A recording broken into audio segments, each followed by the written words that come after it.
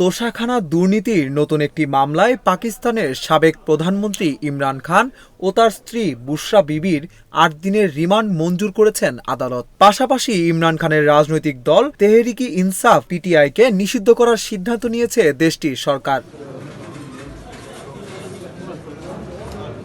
শরিয়া আইন লঙ্ঘন করে বিয়ে করার দায়ে কারাদণ্ড দেওয়া হয়েছিল পাকিস্তানের সাবেক প্রধানমন্ত্রী ইমরান খান ও তার স্ত্রী বুশরা বিবিকে। শনিবার সেই মামলায় খালাস পাওয়ার একদিন পর রাওয়ালপিন্ডির আদিয়ালা কারাগার থেকে মুক্তি দেওয়া হয় এই দম্পতিকে। তবে কারাগারের ফটকেই তাদের গ্রেপ্তার করে এনএবি।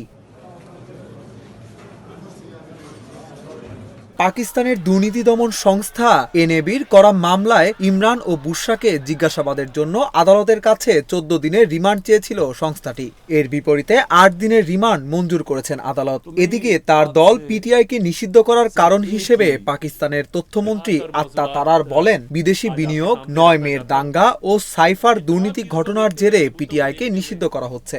वफाकी हुकूमत पीटीआई को बैन करने के लिए কেস মুভ করেগি। এদিকে ইমরান ও তার স্ত্রীকে দুর্নীতি মামলায় গ্রেপ্তারের বিষয়টিকে আইনের পরিপন্থী বলে দাবি করেছেন ইমরানের আইনজীবী। हम चाहते हैं कानून की बालादस्ती हो, आईन की हुक्मरानी हो।